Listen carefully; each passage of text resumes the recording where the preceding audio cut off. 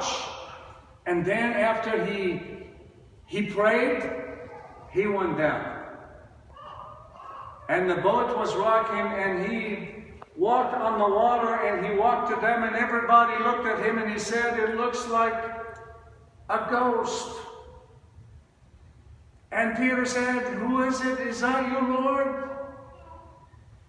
And Jesus said, "It is I." Said, "If it's you, the Lord, bid me that I come and walk on the water like you." And Jesus said to him, "Come." And he got out of the boat and began to walk. Took one step, two steps, and all of a sudden he looked around and he saw the wind, and he got scared and lost his faith and panicked, and he began to drown. And Jesus immediately reached out to him, grabbed him, and he said, "You have little faith. What happened to you? What happened to you? What happened to you? A minute ago you saw what I could do. Where is that faith? Did you not learn anything from that incredible experience up there?"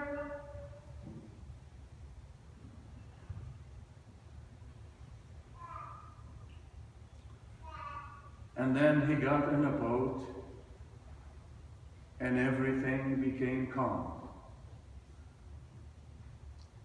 Jesus was testing his disciples. Jesus was testing his disciples.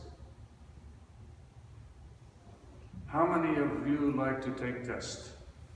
Now be honest. Oh, there's a kid over there. Must be a genius kid. Wow. I have two professors here, and they don't like taking tests. I don't like taking tests. But I know test is necessary. Test is necessary. It challenges us to learn more and to make sure we learn. Just like what I do catechism. Remember some of you that rushed going through St. Cyril lectures. And it wasn't just going through it. I have a feeling if I have people go through it, just read it and tell me you read it, guess what? No one would ever complain about St. Cyril's lectures. But when the question is this, and every paragraph that you read, I want you to rewrite what St.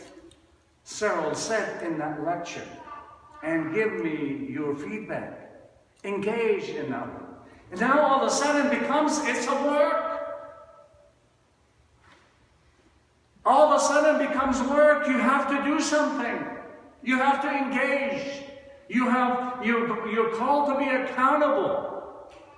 Testing is making you accountable.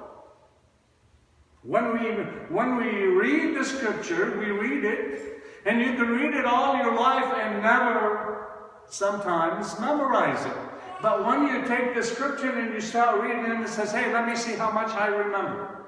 And I try to recite it again. How many of you know Psalm 50? How many of you have read it? How many of you read it so many times? All of us read it in all the services. How many of you remember it?